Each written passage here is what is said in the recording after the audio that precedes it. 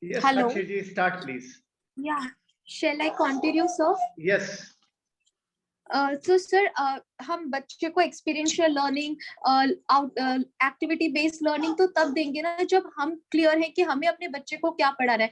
We compare कि अच्छा इसका बच्चा आईसीएसई में जाता है and the child is learning to speak in English, then my child should also go in ICSE. तो हम उसको वहां से हटा के सीबीएसई बोर्ड से या स्टेट बोर्ड से हटा के हम उसको आईसीएसई में डालते हैं. नाउ आईबी बोर्ड्स की बात करें, वी हैव दिस माइंडसेट कि आगे चल के बच्चे को अगर फॉरेन भेजना है, सो इट्स बेटर हमारा बच्चा आईबी बोर्ड से अवेयर रहे. सो वी डोंट थिंक कि हम पेरेंट्स हो के बच्चों पे बहुत बर्डन डाल रहे हैं.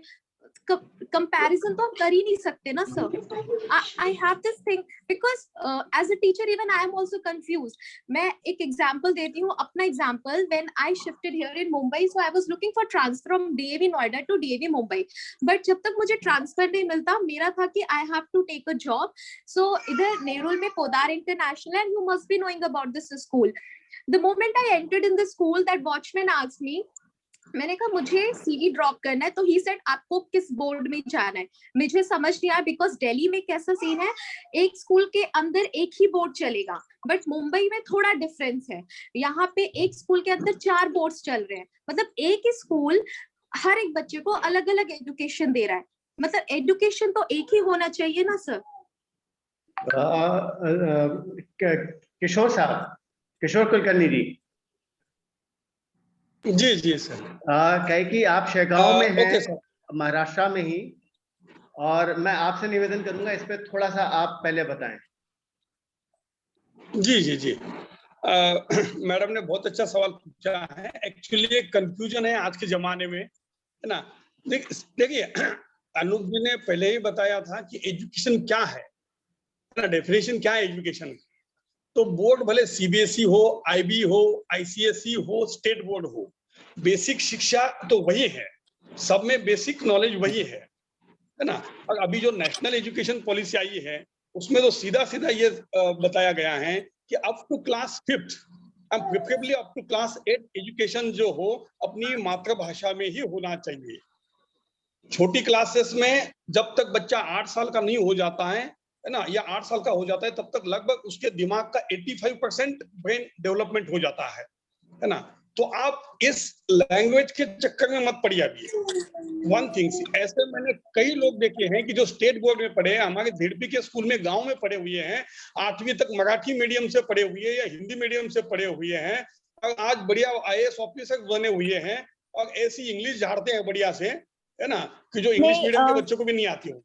सॉरी सर, मेरा क्वेश्चन लैंग्वेज पे नहीं है. एनईपी जो अभी आया 2020 में, शायद वो चीजें हम कब से फॉलो कर रहे हैं.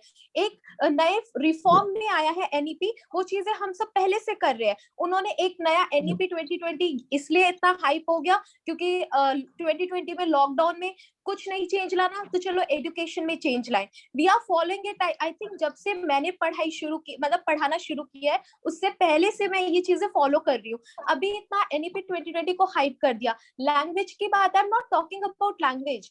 बच्चे को किसी भी लैंग्वेज में पढ़ाओ. मेरा बस एक क्वेश्चन है कि अगर कंट्री एक है तो बोर्ड भी एक होना चाहिए, क्योंकि मैं स्टेट बोर्ड की बात करूं, पढ़ाई बिल्कुल अलग है सर, बुक्स बिल्कुल अलग है. मैं आईसीएसई बोर्ड की बात करूं, आई टेल यू, अगर if the child is in first standard, you won't believe it, उसके लेवल्स, उसके आईक्यू लेवल से अलग ही बुक्स दी गई है. If I talk about CBSE, ऐसी बुक्स है जो एक एवरेज बच्चा भी कर लेगा, और मतलब एवरेज आईक्यू का बच्चा भी कर लेगा. और इंटरनेशनल बोर्ड की बात करूं, शायद हम उसमें कोप अप ही नहीं कर सकते, क्योंकि हमारा जो इंडियन आईक्यू लेवल है वो बहुत डिफरेंस है उसमें फॉरेनर के बच्चों के आईक्यू लेवल के अकॉर्डिंगली. तो why do we have to compare or run after these things? I just make sure कि बोर्ड एक हो, पढ़ाई एक हो, बेसिक नॉलेज सर सारे बोर्ड्स में अलग अलग है, क्योंकि मैंने हर एक बोर्ड के साथ काम किया, तो I can make this difference. बिल्कुल ही अलग है. As a teacher even I got confuse sometimes. मुझे लगता था बच्चों के ऊपर ना एक तरीके का टॉर्चर ही हो रहा है. हम पेरेंट्स उनको टॉर्चर कर रहे हैं, हम टीचर्स उनको टॉर्चर कर रहे हैं. And believe me, at the end of the day child was learning nothing. ऐसा नहीं कि हम हार्ड वर्क नहीं कर रहे थे, क्योंकि कभी कभी हमें भी टाइम लगता था चीजों को समझने में.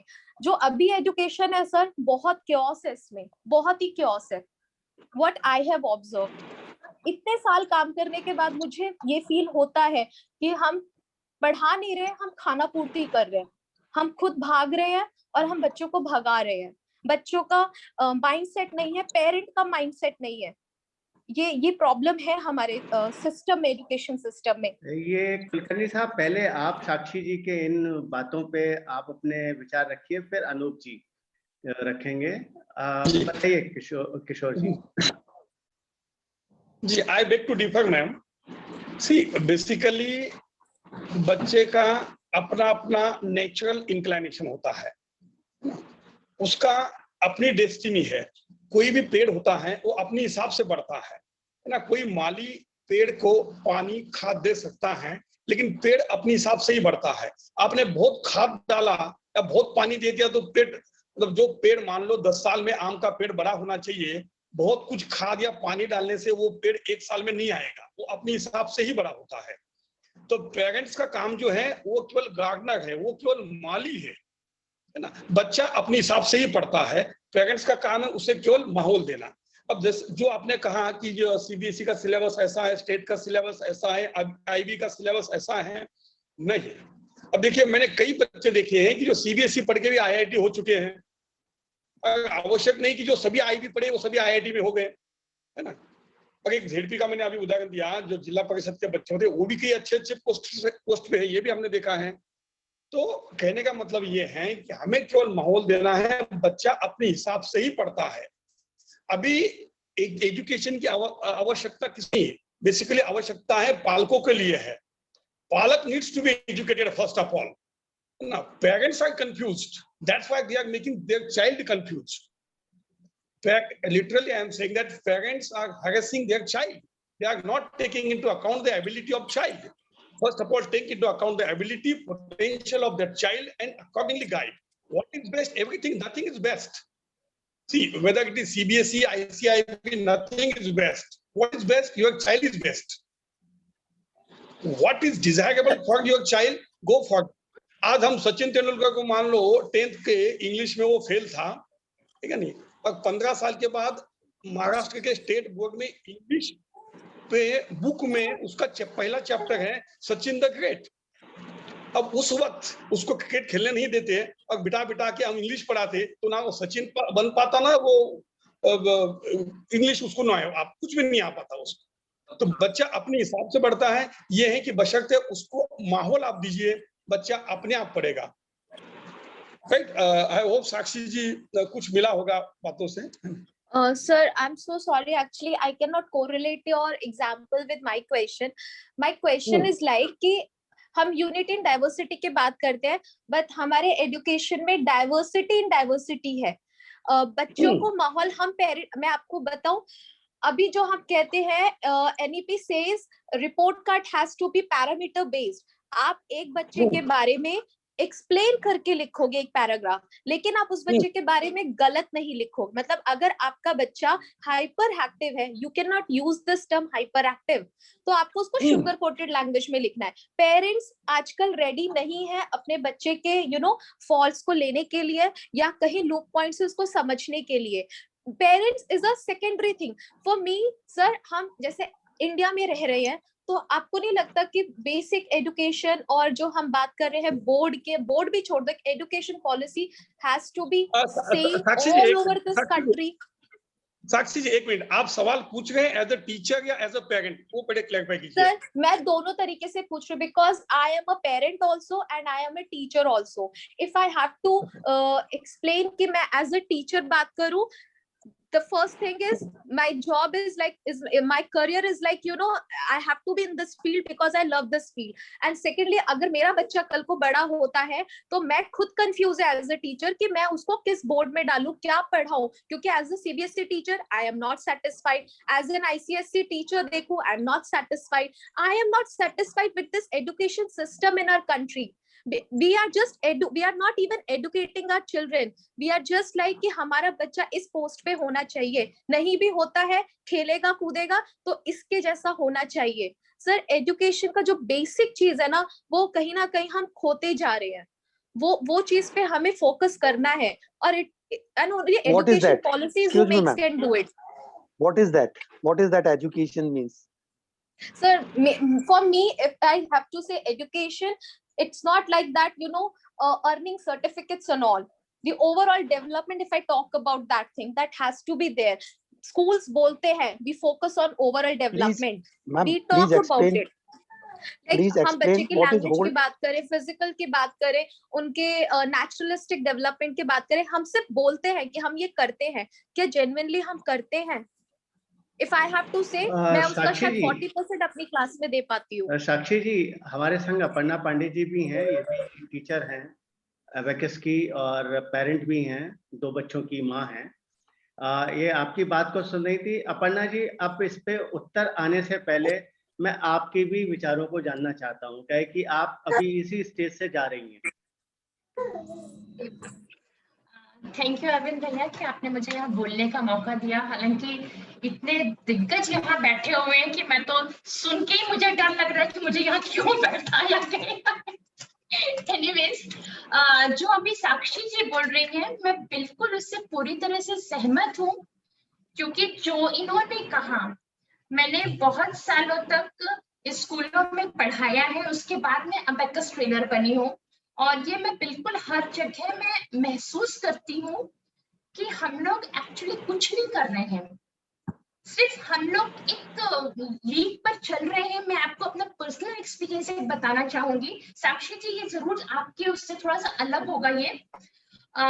मैं बीच में सेंट्रल स्कूल में काम कर रही थी, सेंट्रल स्कूल के साथ। तो वहां पर एक टीचर एब्सेंट थे, मुझे बोला गया उनकी क्लास लेने के लिए। फाइन, मैथ्स की क्लास थी, मैंने क्लास में मैं गई, पता चला मुझे मैथ्स का टेस्ट लेना है। मैथ्स के टेस्ट में सारे बच्चे कंफ्यूज्ड हैं, they do not know. Class 1 के बच्चे थे, उनको एडिशन नहीं आ रहा था, बिल्कुल नहीं मालूम कि उनको एडिशन कैसे करना है। सिंपल 2 + 3 लिखा है, वो ऐड कर सकते हैं, पर 23, 24, 50 लिखा है, नहीं जानते कैसे ऐड करना है। मैंने किसी तरह से कुछ उनको अपने हिसाब से एक्सप्लेन किया, क्लास खत्म हो गई, मैंने रिजल्ट चेक किया, सारे बच्चे, मतलब मुश्किल 2-3 पास थे, बाकी सब फेल थे। मैंने नेक्स्ट क्लास में कमिंग 1 वीक तक मुझे वही मैथ्स की क्लास लेनी थी, पार्टिकुलर उस क्लास में। मैंने कमिंग 1 वीक उनको मैथ्स पढ़ाया। उसके बाद वो टीचर वापस आ गई, मुझे दूसरी क्लास में शिफ्ट कर दिया, because I was in out there. मुझे दूसरी क्लास में भेजा गया। वो टीचर आई, जो कि उनको वापस छुट्टियों में जाना था, उन्होंने आकर के नेक्स्ट असेसमेंट उनका लिया, और उसके बाद सारे पेरेंट्स हाउल करते हुए स्कूल पहुंचे कि ये क्या, हमारे बच्चे को तो सब्ट्रैक्शन पढ़ाया ही नहीं है, आपने टेस्ट कैसे ले लिया। I was called in principles room कि आपने ऐसा क्यों किया, आपने उनको सब्ट्रैक्शन क्यों नहीं पढ़ाया। मैंने उनको रीजन बताया। मुझे प्रिंसिपल ने बहुत प्यार से बोला, बेटा आपको जब बोला गया है कि आपको इस वीक में ये पढ़ाना है, दैट इज ऑल इनफ, इसमें मत जाओ बच्चे को आ रहा है कि नहीं आ रहा है। अब मुझे ये बताइए कि मैं एज टीचर इस चीज को क्या मानूं, एज पेरेंट में इसको क्या मानूं, जब ये हम लोग कहते हैं कि सेंट्रल स्कूल में एनसीईआरटी की बुक्स चल रही हैं जो बच्चों के बेसिक एजुकेशन के लिए परफेक्ट है। हम उन बुक्स का क्या करेंगे अगर पढ़ाने का तरीका ये है। और जैसा इन्होंने बोला, तो मुझे भी ये प्रॉब्लम होती है कि हर जगह ये अलग अलग बोर्ड्स क्यों हैं, कि कंफ्यूजन बच्चे को होता है। जब पेरेंट्स का ट्रांसफर होता है, बच्चा एक स्कूल से दूसरे स्कूल जाता है, कई बार उसको सेम बोर्ड नहीं अवेलेबल होता है, तो वहां बच्चे को क्या, जब एज टीचर हम लोग को प्रॉब्लम जाती है एक बोर्ड से दूसरे बोर्ड के स्कूल में, एक स्कूल से दूसरे स्कूल के में जाकर के अलग तरीके के माहौल में काम करने में, तो डेफिनेटली पेरेंट्स को प्रॉब्लम बहुत ज्यादा हो रही है, बच्चे को उससे ज्यादा प्रॉब्लम हो रही है, उसको खुद को नहीं मालूम है क्या एग्जैक्टली उससे चाह रहे हैं सब लोग। तो ये कंफ्यूजन तो है, ये मेरा प्रश्न है जिसका आंसर मैं भी चाह रही हूँ कि यहाँ बहुत बड़े लोग बैठे हैं कि क्यों हमारे कंट्री में ये चीज नहीं है कि अगर हम लोग इसकी बात करते हैं, ये अनेकता में एकता, तो फिर एक बोर्ड क्यों नहीं है? और बहुत डिफरेंट है, ऐसा नहीं है जो आपने कहा कि बेसिक चीजें वही हैं, मैं बिल्कुल ऐसा नहीं मानती हूँ कि बिल्कुल बेसिक चीज यही है। आईसीएसई का जो कोर्स कैरिकुलम है, मेरी बेटी आईसीएसई से पढ़ी है, अभी वो कॉलेज में है और उसने अपने कॉलेज का फर्स्ट ईयर का मैक्सिमम पार्ट 11th-12th में पढ़ के खत्म कर दिया है। जो 12th के स्टूडेंट्स हैं वो अभी नया पढ़ रहे हैं, जो सीबीएसई से आ रहे हैं। एट द सेम टाइम मेरे मेट की बच्ची, उसने 12th का एग्जाम मेरी बेटी के साथ में दिया फ्रॉम एमपी बोर्ड। उसका जो सिलेबस है वो मेरी बेटी ने 8th-9th में, उसके 9th से स्टार्ट हो गया है, सब्जेक्ट चूज कर लिया उसने, वहां पे जो उसने पढ़ा वो जा करके वो पढ़ रही है 12th में। अब आप बताइए कॉलेज में जब बच्चे पहुंचते हैं तो उनका लेवल कितना डिफरेंट हो जाता है। ये हमारी गलती नहीं है कि हमें अगर नहीं मिला, अपॉर्चुनिटी नहीं मिली अपने बच्चे को आईसीएसई में पढ़ाने की, तो हमारा बच्चा तो पिछड़ गया ना, जो आईसीएसई के बच्चे पढ़ रहे हैं उनके बीच में। साक्षी जी, आप मेरे ख्याल से इस बात से सहमत होंगी कि बच्चे में ये कहीं इन्फीरियरिटी कॉम्प्लेक्स भी डेवलप कर रहा है। एक्चुअली मैम, और एक और पॉइंट है कि हम जहाँ रह रहे हैं हम वहां के बारे में ही नहीं पढ़ते हैं, हम जॉन के बारे में पढ़ रहे हैं, सैम के बारे में पढ़ रहे हैं, फॉरेन हिस्ट्री पढ़ रहे हैं, बट हमें हमारा ही कल्चर नहीं पढ़ाया जा रहा है। या तो एक क्वेश्चन होगा या तो एक पैराग्राफ होगा, बच्चे को पता ही नहीं है। और चीजें पढ़ते हैं लेकिन इंडियन कल्चर के बारे में बहुत नहीं पढ़ते, बहुत कम क्वेश्चन है मैम, अगर आप बुक उठा के देखेंगे ना। साक्षी जी, अपर्णा जी, आप दोनों से मेरा एक विनम्र निवेदन ये है कि हम लोग जो आपने पॉइंट उठाया है ना, ये हमारे ऑलरेडी एजेंडा में है। अमित परेटिवार जी से और अन्ना जी से हमारी चर्चा हो चुकी है पहले भी, और इसलिए इस प्रकरण पे हमें कौन सा सब्जेक्ट पढ़ना है। अमित जी थोड़ा सा 1 मिनट कभी आप पे आते हैं हम, तो हम इस चीज पे आएंगे कि सब्जेक्ट पे भी हम आएंगे, सब्जेक्ट भी वही पढ़ना है कि नहीं पढ़ना है। देखिए आज एक बच्ची जुड़ी हुई है हमारे संग, संजना, वेरी गुड। तो अब अनूप जी कुछ कहना चाह रहे थे। अनूप जी के कहने के बाद अमित जी आप कुछ कहना चाहते हैं कि पहले कुछ कहना चाह रहे हैं? अनूप जी पहले अमित जी को सुन लें फिर आप उत्तर दीजिए, क्या है कि ये भी पेरेंट हैं और वो हैं। ठीक है, चलिए, परमिशन मिल गई। साक्षी जी और अपर्णा जी ने काफी वैलिड क्वेश्चन किया है कि एक कंट्री में अलग अलग बोर्ड क्यों है। मुझे लगता है इस सिलसिले में एक मेरे खास मित्र है जो national board of school education में एज अ दिल्ली में है, मिस्टर गहलोत। अगर आप सबकी अगर परमिशन है तो मैं उनसे बात करता हूँ और उनको एक बार यहाँ पे बुलाने की कोशिश करता हूँ हमारे प्लेटफॉर्म पे। और फिलहाल अभी वाइस चांसलर करके काम कर रहे हैं। तो आप क्या कहते बुलाया हैं जाए टुवर्ड्स ऐसे योर लोगों अदर को। ग्रुप? देखिए अमित जी, आपको तो पहले से मालूम है हमारे यहाँ तो एक ही सिद्धांत है, जस्ट डू इट, सुबह से शीघ्रम। और आप इससे भली भांति परिचित हैं और आप तो सीआरडीजी फाउंडेशन के फाउंडर डायरेक्टर भी हैं, तो आपको तो ये प्रश्न पूछना भी नहीं चाहिए। ऐसे महत्वपूर्ण लोगों को तो हमें छोड़ना भी नहीं है। चलो मैं उनसे बात करने की कोशिश करता हूँ, अगर उनका समय फ्री है तो जल्द से जल्द हम उनका टाइम लेके एक सेशन उनके लिए रखते हैं। जी हम उनसे बात करते हैं और हम ये चाहेंगे कि वो अगर हमारे संग लंबे समय के लिए जुड़ा है तो अच्छा होगा। हाँ अनूप जी, अब आप अपने विचारों को बताइए। सर कुछ खास नहीं है। साक्षी जी और जो मैम बोल रहे थे, देखिए हमको इंडिया को समझना पड़ेगा, इंडिया और भारत को समझना पड़ेगा। हमारे यहाँ पे बहुत सारी सोशो इकोनॉमिकल प्रॉब्लम्स हैं और उस सोशो इकोनॉमिकल कंडीशंस में हर स्टेट के अपने अपने बोर्ड्स हैं। पॉलिटिकल भी रीजन्स हैं, पॉलिटिकल रीजन्स भी हैं। और आगे जो न्यू एजुकेशन पॉलिसी के बारे में हम बात कर रहे हैं, मैं इसको स्टडी कर रहा था तो मैं ये देख रहा था कि न्यू एजुकेशन पॉलिसी कुछ ऐसा ज्यादा नई नहीं है। ये पुराने प्रोमिसेस हैं जो हमारे एजुकेशन में पहले से किए हुए हैं कि लास्ट लेवल तक हमको एजुकेशन इंश्योर करना है। और ये आजादी के बाद से ये सब चीजें अगर आप ध्यान से देखेंगे, इन चीजों को पढ़ने की कोशिश करेंगे तो आपको बिल्कुल डॉक्यूमेंटेड मिल जाएगा। अब मैं साक्षी मैम को एक बात कहना चाह रहा था, मैम बॉम्बे पढ़ाती हैं, बहुत अच्छी बात है। देखिए ये सारी शॉप्स हैं, ये दुकानें हैं, अगर मैं स्ट्रेट फॉरवर्ड बोलूं, और दुकान में किस टाइप के ग्राहक किस दुकान में जाएंगे ये उनकी चॉइस है, चाहे वो आईसीएसई बोर्ड हो, चाहे आईबी बोर्ड हो, चाहे सीबीएसई बोर्ड हो और स्टेट बोर्ड हो। तो ये एक तरीके से दुकानें हैं, लेकिन आगे जाके फ्यूचर में ये सब मिलके एक बोर्ड होना है, ये तय बात है। टाइम कितना लगेगा that I don't know. Second, जो मैं बात उठा रहा था कि बच्चों की, तो मैं हमेशा एक बात कहता हूं, आपने आधार कार्ड, अरविंद सर आपका आधार कार्ड बना हुआ है sir? Hello hello Arvind sir? जी बना हुआ है। अच्छा, उस आधार कार्ड में आपकी क्या क्या चीजें ली उनने? हमारे fingerprints, fingerprints, iris, which does not match with your parents, yes, which does your daughter and sons आपके उनके मार्क मैच नहीं करते हैं। Yes, The God has created me and you uniquely. बिल्कुल। That has been used by Nandan Neelkarni.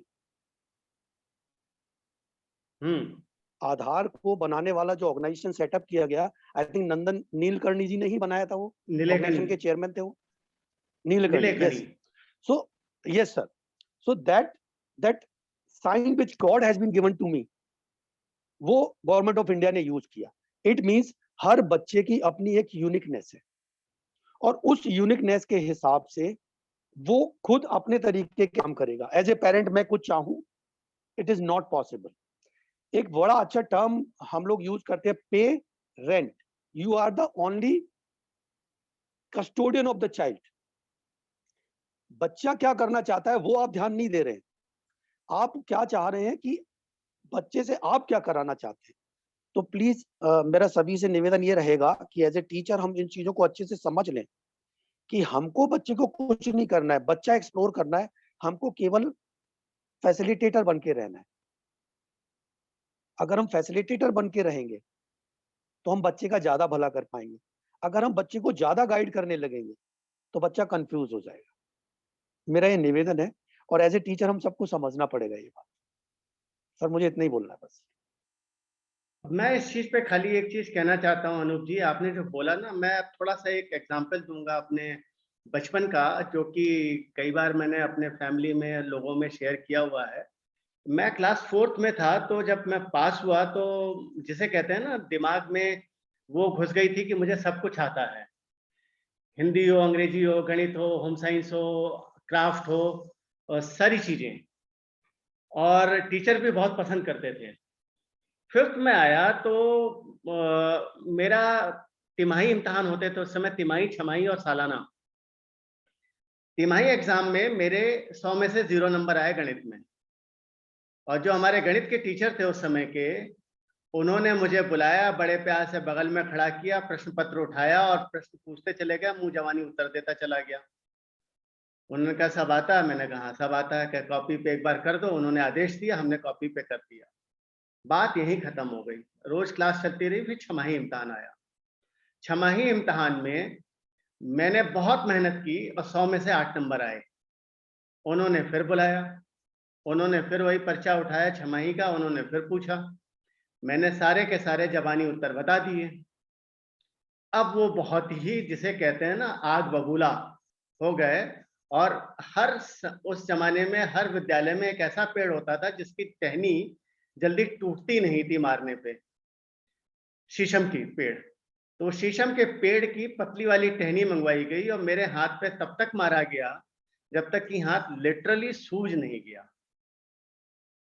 उसके बाद उन्होंने कहा कि जब तुम्हें आता था तो तुमने लिखा क्यों नहीं?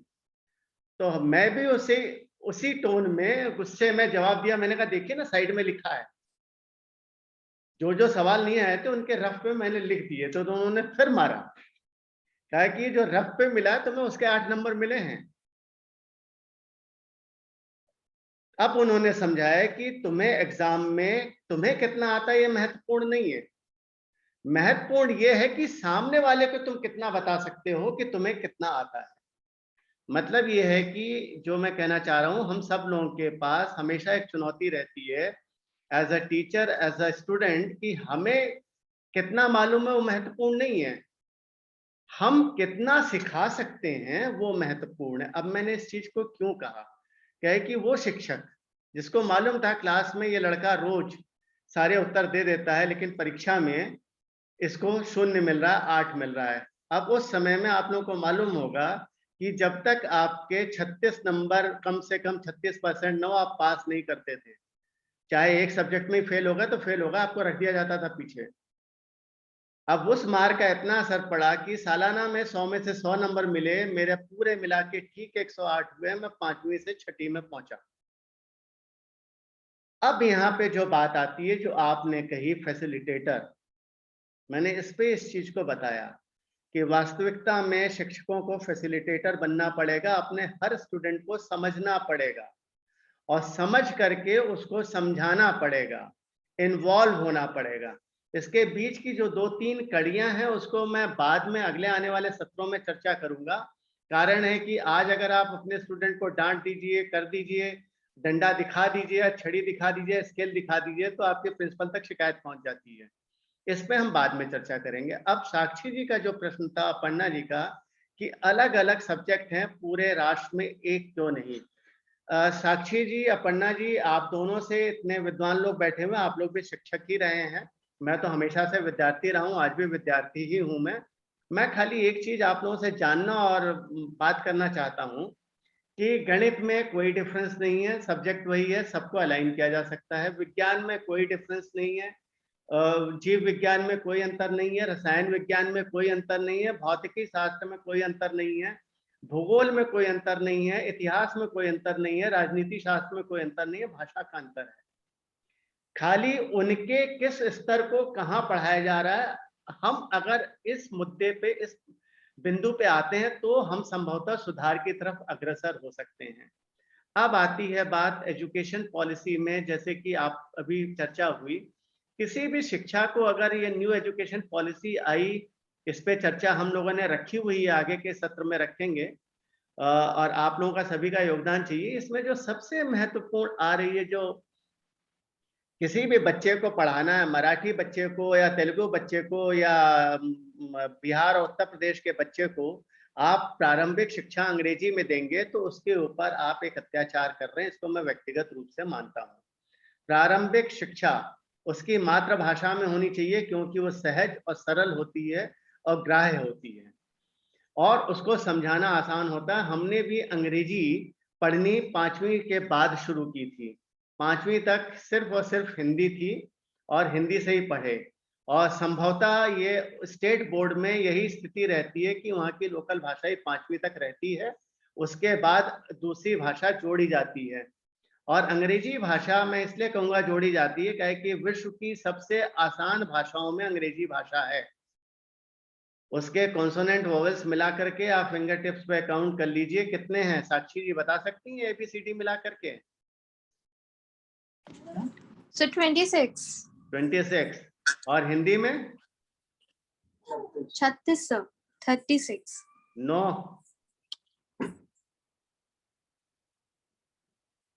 Yes sir, 48। यस। अ आ इ ए उ ऊ ए ऐ ओ औ अंगा, यहाँ से शुरू करिए। स्वर और व्यंजन अलग अलग हैं। okay sir। तो ये समझिए अंतर। इसी तरीके से चाइनीज भाषा और क्लिष्ट है, क्या कि उसमें और भी ज्यादा अक्षर हैं। तो कहने का आशय है कि जो सबसे सरल भाषा है वो अपने आप प्रचलित हो जाती है। और अंग्रेजी में तो अभी ये हो गया कि ऑनर को HONOUR पहले पढ़ते थे, अब HONOR पढ़ते हैं, तो वो और सिंप्लीफाई कर दी गई, तो आपके लिए और सहज होती चली जा रही है। जबकि हमारी अपनी जो मातृभाषा होती है उस पर अगर हम शिक्षा दें तो हम इस चीज को बहुत अच्छे से और सही दिशा में जा सकते हैं। पहला बदलाव हमारा यहाँ पे आना चाहिए कि जो प्रारंभिक शिक्षा है उसकी मातृभाषा में हो, जहाँ पे भी हो। आप दोनों की इस बात से मैं सहमत हूँ कि जितने विषय मैंने बोले, सबका सब विषयों के स्तर एक होने चाहिए। इस चीज के लिए हमें क्या प्रयास कर सकते हैं, इस पे हम लोग चर्चा रखेंगे आगे। इस चीज पे सुनील जी आप अपने विचारों को बताइए, कहे कि भाषा अब कोई मायने नहीं रखती है, कहे कि व्यक्तिगत रूप से सभी लोग अपने अपने बारे में बता दें कि क्या इस बात से असहमत हो तो इस पे चर्चा करें कि प्रारंभिक शिक्षा मातृभाषा में होनी चाहिए और ये आवश्यकता है, लेकिन बाकी जो शिक्षा है उस पे आएंगे। दूसरा प्रश्न आप सब लोगों के लिए मैं फूड फॉर थॉट दे रहा हूँ। हम लोग इतिहास पढ़ते हैं, हम लोग किसी के बारे में पढ़ते हैं, विदेशियों के बारे में पढ़ते हैं, हम भूविज्ञान और भूगोल के विषय में क्यों नहीं पढ़ते हैं? इस पे हम चिंतन मनन करेंगे, दोनों विषयों में आवश्यक विषय कौन है। इस पे हमारे संग दिल्ली विश्वविद्यालय के कुछ प्रोफेसर जुड़ेंगे, जिसपे उनसे मेरी कई समय से चर्चा हुई है। और अनूप जी की जो बात थी और कुलकर्णी जी ने जो किया, उसका मैं एक चीज बोलूंगा, सकल पदार्थ है जगमाही एजुकेशन और उसके बारे में जो बात चल रही थी, सकल पदार्थ है जगमाही कर्महीन कछु पावत नहीं। तो इस चीज को रखते हुए अब सुनील जी से मैं आगे के विचार जानना चाहूंगा, क्या कि ये सेशन भी अब समाप्ति की ओर है और काफी समय हम लोगों ने दे दिया है, तो अब समापन की तरफ हम लोग बढ़ते हैं। जी सुनील जी। हाँ पहले सुनील जी 1 मिनट, रविंद्र सिंघल जी को पहले बोलने दीजिए। जी रविंद्र जी। मैं ये को अपना जो जिन्होंने अबाकस का किया है उन्होंने वो ले लिया, वो कि बच्चा जो है ना वो खिलौना खेलता है और टूट जाता है, वो पॉइंट मुझे बोलना था। मैं तो सब ऐसे हाथ रख के बैठा हूँ जस्ट। बोलिए सर, मुझे मेरा पॉइंट वो कवर कर दिया है मैम ने, मेरा जो पॉइंट था ना वो मैडम ने कवर कर दिया है। कवर हो गया तो सुनील जी के पास चलें। जी सुनील जी। हमारे साथी शिक्षकों ने अपने जो विचार रखे, बहुत ही अच्छे विचार रखे सभी ने, और उन्होंने ज्यादातर जो इसका इम्पोर्टेंट पार्ट था वो एक्सप्लेन कर दिया। केवल जो मुझे एक कमी या जिसको कहूँगा जो चीज जो कनेक्ट नहीं मिल रहा था वो ये था कि जो टॉपिक के अकॉर्डिंग जो चीज थी कि वैदिक शिक्षा और आज की जो मॉडर्न एजुकेशन है उन दोनों में बहुत ज्यादा क्या डिफरेंस था। तो जो मुझे समझ में आ रहा है, एक चीज जो मिसिंग है कि जो वैदिक शिक्षा आपको भी सबको पता होगी, जो भी हमारी गुरुकुल की पद्धति थी वो सबके लिए नहीं थी, वो केवल राजसी उनके लिए ही थी जो हाई कास्ट को बिलोंग करते थे, उन्हीं को वो शिक्षा दी जाती थी। और अगर कोई गलती से वो शिक्षा ले भी लेता था तो उसका क्या असर होता था आप सबको मालूम है। एकलव्य की स्टोरी सबने सुन रखी है, एकलव्य का अंगूठा उसके गुरु ने मांग लिया था। तो एजुकेशन सबके साथ सबके लिए नहीं थी। अब चूंकि आज की गवर्नमेंट के लिए आज की परिस्थितियों में सबको एजुकेशन देना ही है, ईच वन टीच वन की पॉलिसी चल रही है, तो वो अगर हम वो सारी चीजें यहाँ एक्सपेक्ट करें वो पॉसिबल नहीं है। तो एक इसमें जो क्वेश्चन आया था कि इतने सारे बोर्ड्स क्यों हैं, तो एक चीज और भी समझ में आ रही है कि हर व्यक्ति को, हर स्टूडेंट को हमें शिक्षा देनी है तो हम एक ही बोर्ड से सबको नहीं दे सकते। हर देश काल परिस्थिति के हिसाब से चीजें बदलती रहती हैं। मान लो कोई स्टेट साउथ में है, वहाँ की कंडीशंस अलग हैं, वहाँ के बच्चों की लैंग्वेजेस अलग हैं, उसको उसी हिसाब से हमें शिक्षा देनी पड़ेगी। उसको हम एक ही बोर्ड में दे दें ये संभव नहीं है, क्योंकि इसके अलग अलग एडमिनिस्ट्रेटिव एंगल हो सकते हैं। इसीलिए शायद इतने बोर्ड बनाए गए हैं कि सीबीएसई अलग है, आईसीएसई अलग है। स्टेट बोर्डों की भी जरूरत क्यों पड़ गई हमको भाई? अगर इतना ही सब कुछ कॉमन था तो स्टेट बोर्ड क्यों बनाए गए? क्योंकि सारी परिस्थितियां अलग हैं, हर जगह की कंडीशंस अलग हैं, भौगोलिक कंडीशंस अलग हैं, और बहुत सारी राजनीतिक परिस्थितियां अलग हो सकती हैं। किसी को अपनी मातृभाषा चाहिए, साउथ में भाषा कुछ और चलती है, ईस्ट में कुछ और चलती है, नॉर्थ में हमारी हिंदी चलती है। तो ये सारी कंडीशंस की वजह से अलग अलग बोर्ड की जरूरत पड़ी।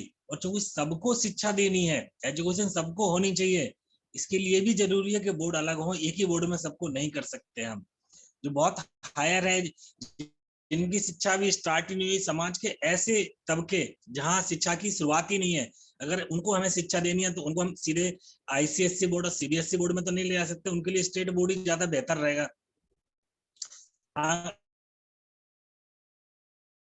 उनका एजुकेशन का स्तर उठ जाएगा तब वो इन बोर्ड्स में जा सकते हैं। इसीलिए भी शायद अलग अलग बोर्ड की जरूरत पड़ी होगी, ये मेरा ऐसा विचार है। बाकी सभी ने अपने अपने विचार रखे और मेरे इस विचार से शायद कुछ हद तक साक्षी जी सहमत हुई होंगी, उनको कुछ समझ में आया होगा, सेटिस्फाइड हो गई होंगी। सुनील जी, मैं आपके विचारों से बिल्कुल ही सहमत नहीं हूँ। हाँ, बिल्कुल रखिए, आप अपने विचार रखें।